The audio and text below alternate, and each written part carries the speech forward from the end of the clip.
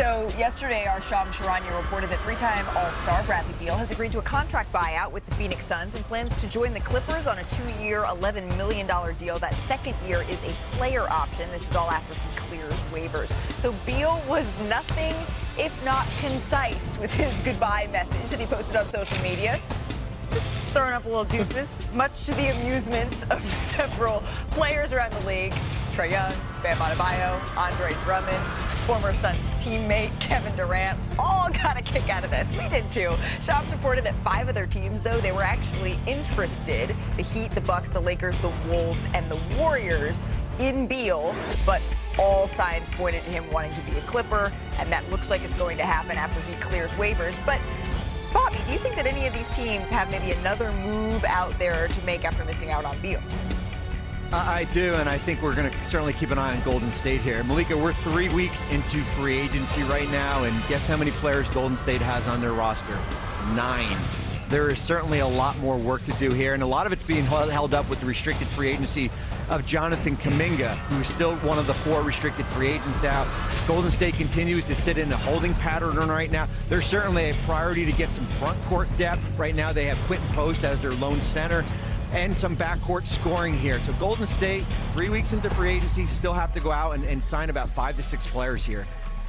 Real quick, Aman, we haven't gotten your thoughts yet on this whole saga with Jonathan Kuminga. That's tough. I really like his game. I really like everything that he brings.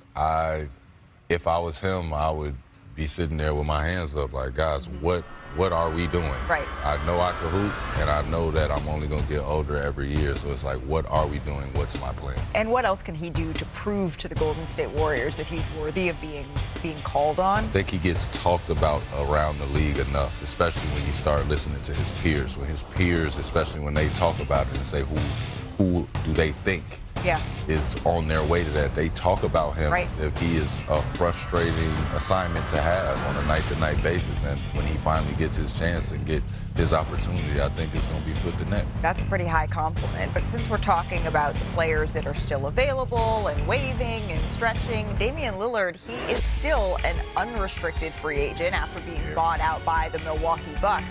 And I know that everyone is looking towards, well, it'll be another year.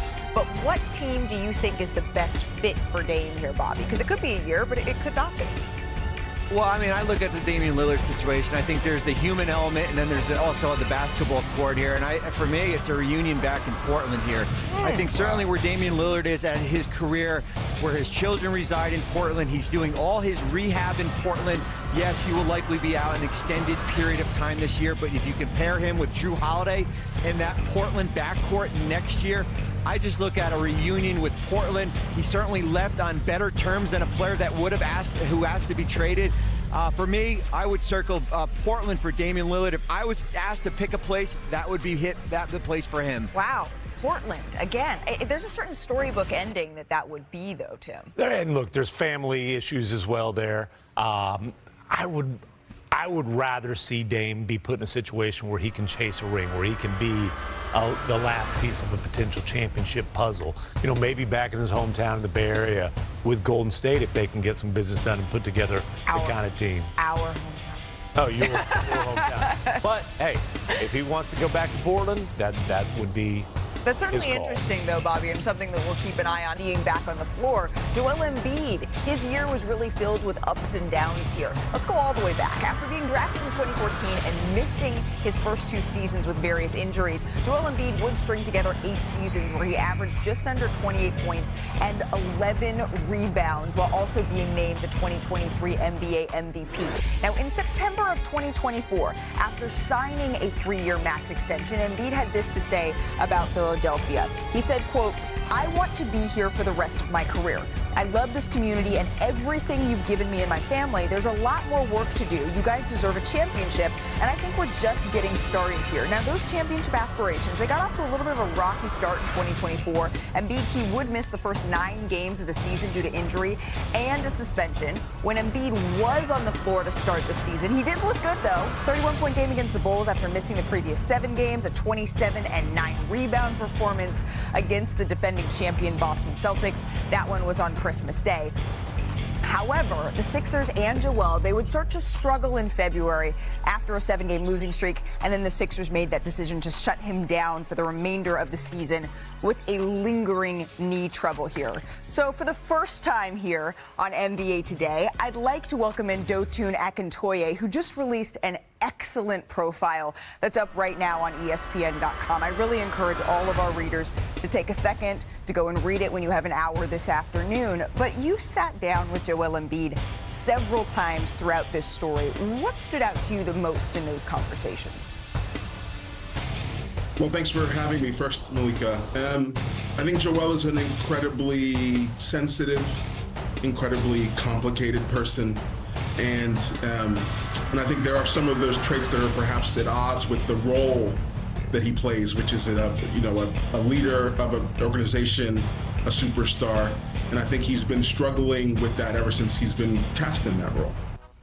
Yeah, I think sensitive was a really good way to put this. And the way that you explore what Joel Embiid has been through in this story was really interesting to me. Something that jumped out in your profile was just the amount of frustration, I think, that Joel has fostered throughout his career, especially with the organization.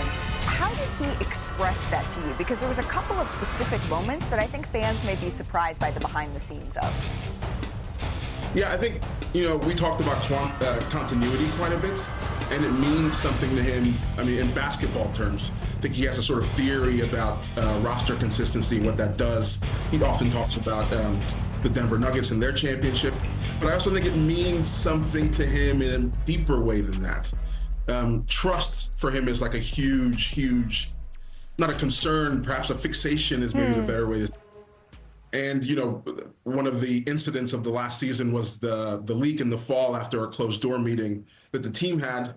And he brought it up with me, and it's still bothering him very clearly. I think for him, it's a microcosm of certain fears he has and a certain history he has with the organization about people who maybe don't have his best interest at heart and who he can't rely on. So it's on his mind. It's a huge facet of his personality. And one of the ways that I read it is he looked to sort of take back some of that control when he felt like that trust was spiraling. He talks about the behind the scenes of an interview he did this season with Lisa Salters. Can you tell us about that? Yeah, I think Joel was incredibly frustrated this last season, and he felt like no one was listening to him. And it felt, again, I think, of an echo of an earlier part of his career where he didn't feel listened to and he shut down. And I think not a similar thing happened this year in that, there was a lot of pressure on him to play and his body didn't feel right. And I think finally, and I think the conversation with Lisa happened in February, he had enough and he was gonna speak his mind publicly and sort of state his position and then let the team deal with the fallout of that. And that's when he said to Lisa, I may have to have surgery. The team was caught off guard by that, but that seemed to be, as he put it, his cry for help is the way that he described it to you, to sort of say, no, I need to be listened to here. And now he's describing this as the most important offseason of his career. And I think there may be some fans, just being honest out there, who may say, well, what about the last ones? We've heard this story before, right? Why does this feel different, and how does he plan on sort of wrapping his arms around this? Well, he's approaching it, I'd say, carefully and aggressively at the same time. Okay. I saw him shortly after his surgery. He was already in rehab. But I think also he's being careful in that he's not going to allow external pressures to force him back to the court before he feels he's ready to come back. And I think there's a big uncertainty. He doesn't know what body he's going to be returning to and what kind of player he's going to be. And it's difficult to ascend to the place that he's been as a player and then be anything else. So I think that's the thing that's on his mind, and that's why it's so important, because the next time we see Joel Embiid on the basketball court, we will be watching, hopefully, I think he believes, the last few years of his prime. Doesn't know what sort of body he's going to be returning to. I imagine for an NBA superstar, that's an incredibly scary feeling in a lot of ways, still trying to feel like yourself, as you said, in the end of your prime. Through all of these ups and downs, Joel Embiid has been really introspective, and it's rare that he gives someone such an intimate glance, and he did that with you here. What has he learned about himself through this process that now he's ready to share with the world? I think the last year of his life has been really momentous for him. You know, there's so many things to talk about. I think in a way he's learning that he needs people more, but I think he's also learning to please them less, and that's an interesting place to be. He talked to me about being in therapy and trying to, you know, sort of unpacking the feelings he's been dealing with, I think, over the last year, but also over the length of his career. There's, you know, one of his former coaches said something to me. They said, you know, Joel would have been fine on a deserted island. I think there's something fundamentally lonely in him, and I think he's learning about that too. But that's at odds with the role he has to play, as we said earlier. He has to be a leader, and I think he's learning about that side of himself and trying to explore that. You know, the friendship that he has with Tyrese Maxey is really important. It's a real connection for him, and I think it's made him a better teammate. Jayden, I really appreciate you taking the time to sort of walk us through the way that Joel Embiid has been thinking and feeling about this entire process. Pun intended, but I really encourage everybody to go and to read your story, because I think, as everyone at home knows right now, there is so much nuance that we can only capture so much of right here on NBA Today. Jayden, I really appreciate the time. Again, his story is up right now on ESPN.com. And when he is right, there is nobody like Joel Embiid in terms of scoring, right? His 30.9 points per game the last 5 seasons, it leads the entire NBA here. As we say hello to our front office insider, Bobby Marks. I want to dive into a lot of parts of this story, Bobby, but let's start here with you, because there's so much to unpack. Do you agree, Bobby, that this is the most important offseason of Joel Embiid's life here? I do, Malika, and I look at this as this partnership between Philadelphia and Joel Embiid. There's no turning back, right? Like, they've got to make this work, certainly from the Embiid health perspective here. And I remember last September when Joel Embiid had 2 years left on his contract, and he wound up signing that 3-year max extension, and that drew a lot of ire across the league. Why would Philadelphia commit another 3 years to a player that certainly is an MVP candidate, but it certainly has been injury related? And here you look at it. There's 4 years, $242 million. Malika, the last year of that contract is $69 million. That is the danger zone of contracts. So for both sides, they've got to make it work here, for better or worse.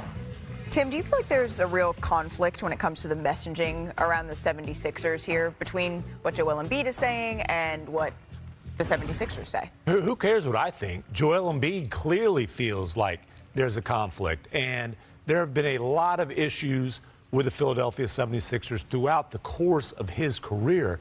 The constant seems to have been a lack of trust in the organization. And when trust is lost, it's really hard to regain, really hard to rebuild.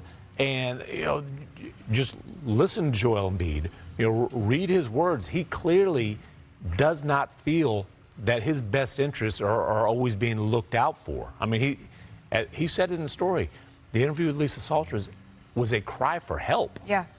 And that I thought was really interesting, because it's one thing to feel as if you aren't being listened to. You know this. You've been in these locker rooms. It's another thing to decide that I've been not listened to for so long that I need to litigate it in an interview. And then it's another thing to feel you need to take another step and do this extensive and incredibly